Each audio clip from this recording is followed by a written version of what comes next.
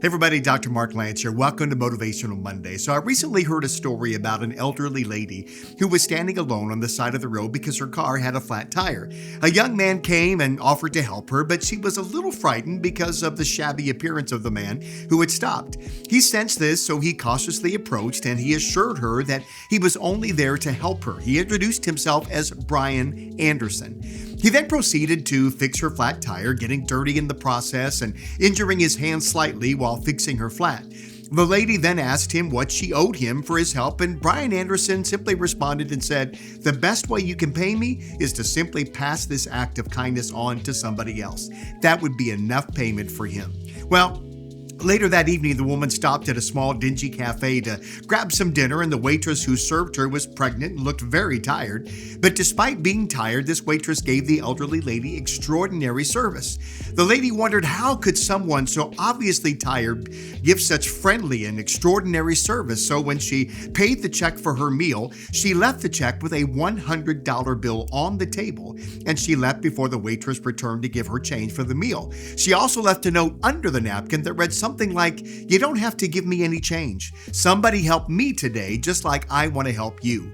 The only thing I ask is that you not let this chain of love be broken, and please pass this kindness on to somebody just like I've done it to you." And with that note, she left 4 more $100 bills. Well, the waitress wondered how the elderly lady knew how much her family needed that money right now. Her husband had been working hard and was worried about how their family was going to make ends meet. She was so excited to get home and share the news with her husband, and as she came into the bedroom, he was already asleep, so she leaned in close to him and said, "Honey, everything is going to be okay. I love you so much, Brian Anderson." You see, it was the same man who had helped this elderly lady with the flat earlier that day. Listen, you can't break the law of generosity. When you serve others and give to them, it's always going to come back to you. And the funny thing is, it almost always comes back bigger and more robust than what you gave it. I believe that's why Jesus said in Luke chapter 6, "Give, and it will be given to you. Good measure, pressed down, shaken together, and running over will men give unto your bosom." So here's my challenge to you.